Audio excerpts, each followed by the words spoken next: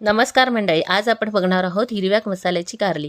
यासाठी लागणारे साहित्य आहे राई, जिरं, हळद, मीठ, एक वाटी सुकं खोबरं आणि 5-6 उभी चिरलेली कारली, 2 मिरचीचे मध्यम आकाराचे तुकडे।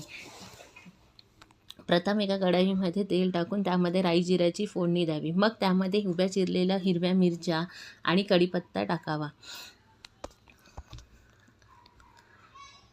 त्यानंतर सिमला मिरचीचे तुकडे टाकावे व झाकण लावून शिजवावे। मग त्याच्यामध्ये थोड्या वेळाने त्याच्यामध्ये हळद आणि मीठ टाकावे आणि थोड्या लसूणच्या पाकळ्या बारीक चिरलेला लसूण टाकावा आणि ते चांगलं एकजीव करून घ्यावा। नंतर थोड्या वेळाने एकजीव केल्यानंतर त्यामध्ये 1 वाटी बारीक किसलेलं खोबरं आणि हिरवी कारली त्यामध्ये एकजीव करावी आणि ते चांगलं परतून घ्यावं।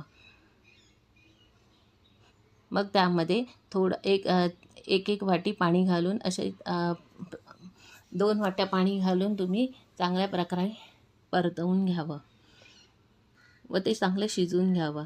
शिजवल्यानंतर थोड्या वेळाने 10-15 मिनिटानंतर आपली भाजी रेडी झालेली असेल।